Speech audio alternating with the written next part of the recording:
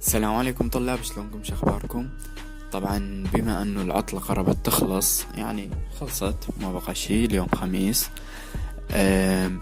قررت انه انزل لكم هذا الفيديو، ان شاء الله راح يفيدكم. فيديو راح يخص الدوام اللي هو بعد العطلة، الفترة القصيرة كلش بعد العطلة. طبعا فترة كلش قصيرة، هي 40 يوم، 40 يوم فقط، وتجي 1/4 والكل يقعد بالبيت. طبعا بهاي الفترة حاولوا أول شي وقبل كل شي حاولوا تخلصون الدورات اللي عندكم. يعني يجي يعني يجي يوم 1/4 يكون انه ما عندكم ولا دورة. الدورات الخصوصية لازم كلها تخلص قبل 1/4.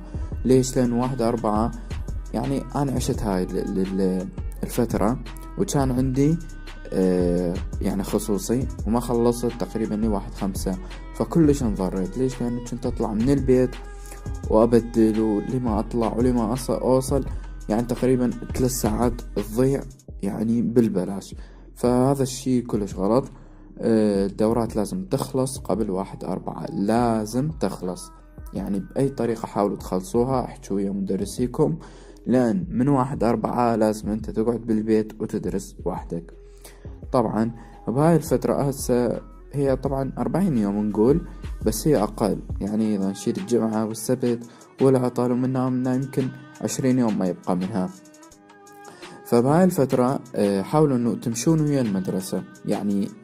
يعني الواجبات اليومية يعني مشوها ويا المدرسة. يعني لا تتأخرون عن المدرسة ولا تتقدمون، امشوا ويا المدرسة.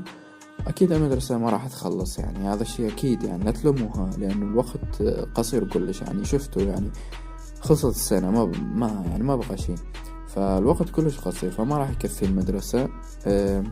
وإذا ما خلصوا يعني لا تلوموهم، عادي زين. بس انتوا امشوا وياهم. وعود من 1/4 راح ننزلكم فيديو بهالأيام إن شاء الله، أيضا نتكلم عن فترة المراجعة، فنعلمكم ايش راح تسوون بذيك الفترة. بس هسه مثل ما قلت لكم، أول شي لازم تخلصون الدورات اللي عندكم وامشوا ويا المدرسة، زين. وبهاي الفترة حاولوا يعني تتقربون من مدرسيكم، يعني اخذوا مثلا صفحاتهم أو أرقامهم، لين راح يفيدوكم بفترة المراجعة بعدين، زين. فبهاي الفترة يعني تقربوا منهم، لأنه احتمال اكو شغلات راح تفيدكم بعدين، زين. اكو طلاب ناجحين يعني اكو طلاب ناجحين ويعبرون، يعرفون من هسه انهم راح يعبرون يعني راح يدخلون وزاري. اكو طلاب لا، لحد هسه ما يعرف انه يدخل او لا، واكو طلاب اصلا يعرف انه ما راح يدخل. فالكل لازم يشد حيله. طبعا يعني هي 3 دروس نجحوا بيهم، يعني انجح بإسلامية وعربي، ومادة الأخرى راح تنجح، راح تدخل وزاري يعني. ومنا عندك 10 درجات، زين. يعني ما مستحيل يعني اكو احد ما يقدر يدخل يعني. يعني مساعديكم كلش بهاي. فحاولوا انه تدخلون وزاري، وبعدين لكل حدث الحديث. يعني مو 1/4 الى تقريبا 20/6. يعني هذا الوقت كلش ثمين، وهذا الوقت كلش مفيد، وتقدر كل شي تسويه بهذا الوقت، واللي راح نتكلم عليه ان شاء الله بفيديو بهالايام. لان يعني الاسبوع الاخر راح اشيل التليفون اني، زين، وراح اتكلمكم شغلات. يعني احتمال فيديو اني ينزل بهالفترة، زين. وزهراء ايضا احتمال تنزلكم فيديوهات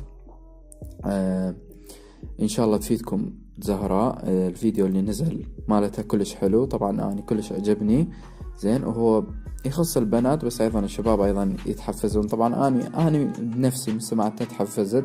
فيديو كلش حلو، وزهراء جميلة وصديقة رائعة واخت. ربي يحفظها وربي يحفظكم ويوفقكم ان شاء الله. وباي باي.